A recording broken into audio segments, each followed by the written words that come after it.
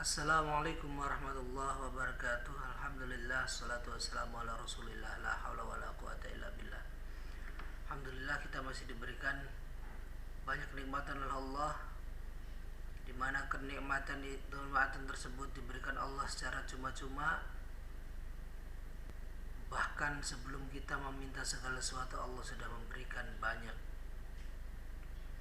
Allah sudah memberikan udara di pagi hari yang cukup sejuk. Allah sudah memberikan aliran darah kita lancar sehingga kita bisa melakukan segala sesuatu aktivitas tanpa ada hambatan. Urat-urat di leher dan di antara mulut kita diberikan urat yang sehat dan sempurna sehingga kita masih bisa berbicara, masih bisa berkomunikasi, masih bisa bertemu di dalam forum yang insya Allah Allah muliakan. Kita masih diberikan rezeki yang cukup setiap harinya. Allah tidak pernah lupa untuk memberikan rezeki kepada makhluknya, tetapi sangat sedikit sekali dari manusia itu untuk bersyukur kepada Allah. Manusia sering lupa bahwa dirinya banyak diberikan oleh Allah, dan ketika ada sebuah masalah yang mungkin tidak terlalu berat, sudah mulai frustasi dan sudah mulai menyalah-nyalahkan Allah. Itu adalah hal yang sangat tidak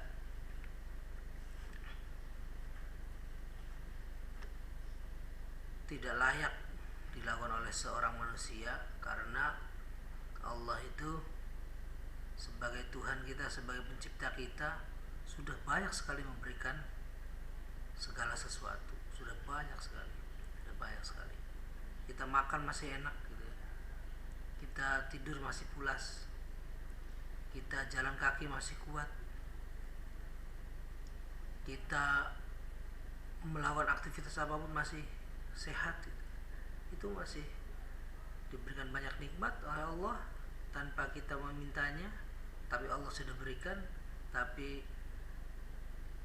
ketika meminta sesuatu dan mungkin belum dikabulkan, maka kita mulai putus asa. Padahal Allah itu adalah zat yang sangat senang ketika hambanya banyak permintaan. Semakin sungguh-sungguh meminta, semakin Allah berikan. Semakin sungguh-sungguh meminta, semakin Allah berikan. Yang penting yang kita pinta adalah sesuatu yang Allah ridhoi, adalah sesuatu yang Allah rela atasnya, adalah sesuatu yang Allah sudah tetapkan. Bagaimana kita mengetahui bahwa sesuatu itu diridhoi oleh Allah atau tidak? Ya, kita harus mempunyai ilmu tentang syariat Allah, ilmu tentang Islam, ilmu tentang akidah, ilmu tentang akhlak. Kita harus pelajari lebih dahulu. Bagaimana kita bisa mengetahui bahwa Allah itu suka atau tidak, sedangkan kita tidak pernah mempelajari agama kita, tidak pernah mempelajari Islam? Itu sangat tidak mungkin. Dan segala sesuatu permasalahan yang ada di dunia ini, yang ada dalam hidup kita ini, pasti sudah ada jawabannya di dalam Al-Quran dan Sunnah. Pasti sudah ada jawabannya di dalam Al-Quran dan Al-Hadis. Sudah semua selesai. Allah turunkan Al-Quran dan Allah berikan contoh berupa Rasulullah, itu untuk menjadi solusi bagi kehidupan kita. Kalau misalnya kita masih banyak menemukan kebuntuan dalam kehidupan kita, berarti kita kurang kembali kepada Allah, berarti kita kurang mendalami ilmu Allah, berarti kita masih kurang mempelajari agama Allah. Ya, mendalami agama Allah itu sifatnya wajib, dan tidak boleh kita meninggalkan mempelajari ilmu Allah, karena apa yang kita lakukan di dunia ini ya tuntunannya itu ilmu, itu tuntunannya ilmu agama itu.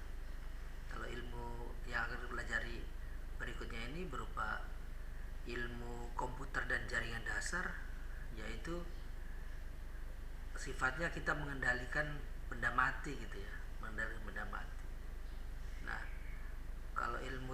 turunkan itu ya mengendalikan semuanya, menyelesaikan semua masalah yang ada dalam hidup, baik masalah yang sangat kecil sekali, masalah uang, masalah komunikasi, masalah semuanya sudah ada, sudah Allah selesaikan 14 abad yang lalu, sudah Allah berikan, sudah Allah turunkan Al-Quran dan Rasulullah sebagai panduan hidup manusia sampai akhir zaman nanti.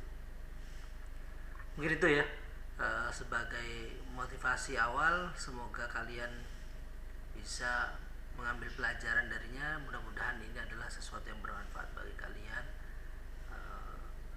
khususnya bagi saya sendiri. Baik, kita akan masuk ke dalam pelajaran berikutnya atau materi berikutnya, yaitu BIOS dan konfigurasi sistem. BIOS dan konfigurasi sistem. BIOS itu singkatannya Basic Input Output System gitu. Jadi apa yang menjadi masukan input ya, apa yang menjadi keluaran atau output di dalam sebuah komputer itu terangkum dalam BIOS, terangkum di dalam BIOS. Jadi terdeteksi oleh BIOS. Itu tujuan pembelajarannya ya. Silakan dibaca. Nanti PowerPoint-nya juga kita akan lampirkan ya di kelas maya atau kelas virtual. Nah, ini tampilan dari BIOS. Pernah nggak melihat ini di komputer yang kalian pernah gunakan? Kalau misalnya belum pernah,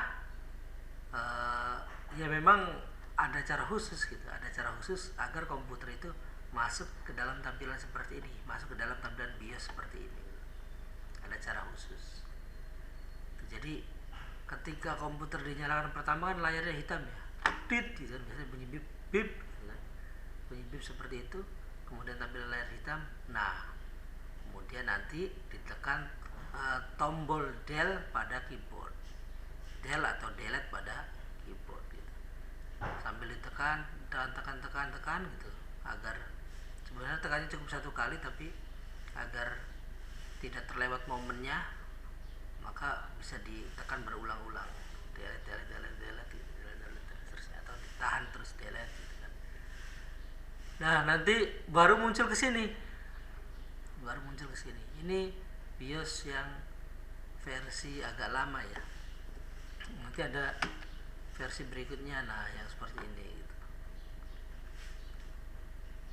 Ada menunya, ada main, advance, chipset gitu, CSCI, boot, IO, card, security, dan 7X.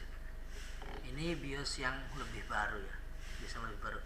Baik yang ini maupun yang ini masih menggunakan keyboard ya, masih menggunakan keyboard. Nah, nanti ada BIOS terbaru itu seperti ini, itu sudah menggunakan mouse ya. Ini ada kursor mouse-nya nih. Nah, ini sudah bisa menggunakan mouse. Kalau yang ini masih menggunakan keyboard. Terus mana Pak yang harus kita pelajari? Ya, semuanya. Terutama yang versi keyboard ini ya. Nah, ini ya keyboard. Yang alatnya kita gunakan keyboard, bukan kita gunakan mouse. Ya tinggal kalau misalnya ini sudah ada petunjuknya sebenarnya ini.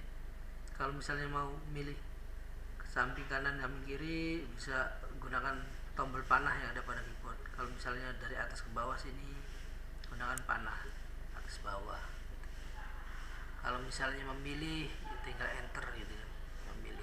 Misalnya discard, change and exit akan kita pilih, maka di enter gitu. Seperti itu. Nah, nanti kalau kebetulan tampilan di menu main, nanti ada spesifikasi dari komputernya. Baik masukan kan segala sesuatu yang kita inputkan ke komputer, contohnya mouse, kemudian keyboard gitu. Output misalnya ada monitor, input kamera, input ya kalau kamera ya. Outputnya ada speaker gitu kan. Speaker itu output juga. Kalau scanner masuknya input ya, itu ada terangkum di BIOS semua, terangkum di BIOS gitu ya. Nah ini tampilan yang tadi yang menggunakan mouse, ini tampilan BIOS juga, caranya sama tadi. Ketika dinyalakan pertama kali tekan tombol del, baru muncul tampilan seperti ini. Ini tergantung apa ya, tergantung dari BIOS kalian gitu. Biasanya kalau misalnya BIOS kalian sudah terupdate yang versi terbaru ya, maka munculnya ya BIOS yang versi terbaru gitu. Itu gambaran BIOS seperti itu ya, gambaran BIOS. Nah ini pengertian BIOSnya. BIOS adalah tingkatan terendah dari perangkat lunak yang mengkonfigurasi atau memanipulasi perangkat keras. Itu termasuk nanti hard disk, spek hard disk, kemudian prosesornya, kemudian ada tidak CD-ROM-nya dan seterusnya, itu ada semua di BIOS. Jadi kepentingan BIOS itu yang paling sering kita gunakan itu untuk bootable ya, bootable. Nah ini ada menu boot. Menu boot itu kita tentukan bootable-nya. Jadi setelah komputer menyala itu mau dilarikan kemana prosesnya, mau ke hard disk kah, mau ke flash disk, atau mau ke CD itu, atau misalnya kalau yang lama itu mau ke disket gitu kan, itu pengen lewat mana terserah gitu. Nanti pengaturannya ada pada menu boot ini. Jadi kita bisa prioritaskan yang pertama dicoba booting dari hard disk dulu atau dari flash disk dulu gitu kan. Kalau sekarang kan paling mudah itu kan install sistem operasi pakainya flash disk kan ya, pakainya flash disk. Maka nanti booting yang kita lakukan itu yang first bootnya, boot pertamanya ya harus menggunakan flash disk sana. Pilih yang flash disk, dipilih yang flash disk, jangan yang hard disk. Kalau sistem operasi Windows ataupun sistem operasi yang lainnya itu biasanya nyimpennya di hard disk ya. Kalau PC desktop atau laptop itu nyimpen sistem operasinya di hard disk. Kalau smartphone kalian kan nyimpen sistem operasinya di memori ya, di memori internal handphone biasanya ya, memori internal handphone. Nah memori internal handphonenya di komputer itu hard disk gitu, namanya hard disk. Memori internal di komputer itu hard disk gitu. Jadi hard disk itu tempat menyimpan sistem operasi, juga menyimpan data kita. Jadi data kita maupun data sistem operasi itu disimpannya di hard disk, menyimpannya di hard disk. Kurang lebih seperti itu ya. Jadi ketika komputer dinyalakan pertama tuh, gitu kan. Nah maka komputer itu mencari posisi first boot di BIOSnya apa dulu, misalnya flash disk dulu, cari flash disk ada nggak flash disk. Kalau misalnya tidak ada flash disk yang tertancap, maka milih yang kedua. Misalnya yang keduanya hard disk, dipilih kita hard disk misalnya. Maka dia masuk ke hard disk. Hard disknya ada sistem operasinya enggak gitu kan. Di hard disk itu ada sistem operasinya enggak. Kalau misalnya di hard disk ada sistem operasi, maka dia bisa masuk ke sistem operasinya. Misalnya Windows kita masuk ke Windows. Kalau misalnya tidak ada ya tidak bisa, nanti tampilan hitam saja. Biasanya no bootable disk gitu kan. Tampilannya biasanya ada report di layar komputer kalian no bootable disk gitu. Tapi kalau misalnya di hard disk ada sistem operasinya, maka dia masuk ke hard disk, masuk ke Windows yang melalui hard disk gitu, yang disimpan di hard disk. Bisanya kita menggunakan komputer atau bisanya saya ini menggunakan komputer ini ya karena di komputer ini sudah ada sistem operasinya gitu. Sudah terinstall sistem operasinya.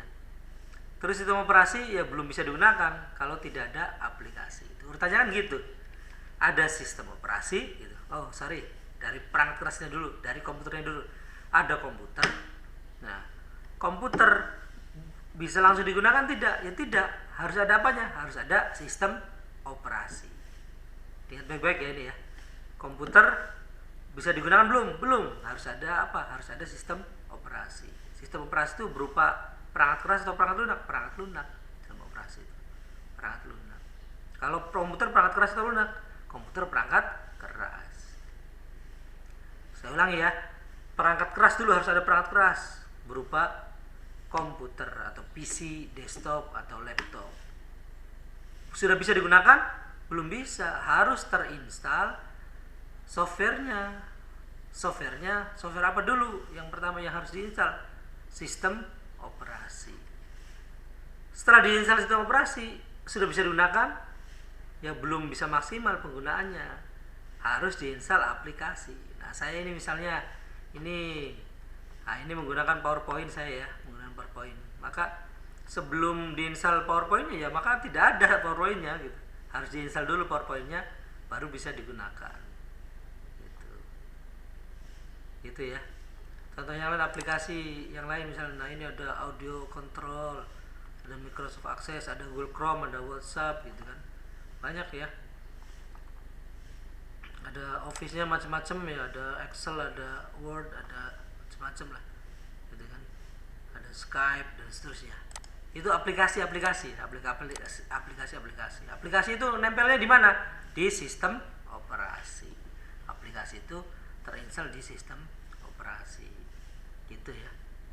Jadi kembali lagi ke BIOS. Jadi BIOS ini yang paling sering digunakan itu ini bootnya.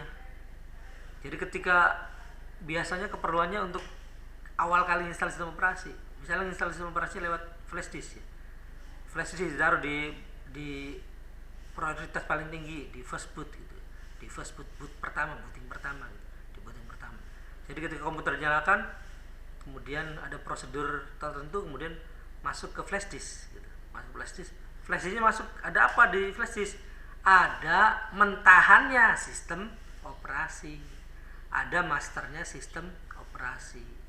Mentahannya itu seperti apa? Ya isinya file-file juga, cuman fungsinya apa gitu. Yang lebih tepat itu pertanyaan fungsinya apa? Fungsinya yaitu untuk menginstal sistem operasi.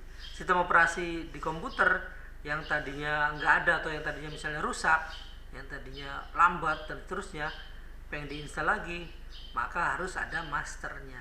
Masternya bisa lewat CD, bisa diinstal, bisa ditaruh di CD, bisa ditaruh di flash disk. Nah nanti dari CD atau dari flash disk itu kemudian menginstal sistem operasi. Setelah beberapa lama akhirnya sistem operasinya terinstall di komputer gitu. Itu kurang lebih seperti itu ya. Yang itu yang paling sering digunakan. Nah sebenarnya ada proses sebelum sistem operasi atau sebelum komputer jalan, yaitu proses POST namanya, POST, Power on Self Test. Jadi sebelum komputer dijalankan atau sebelum masuk ke sistem operasi, maka ada prosedur untuk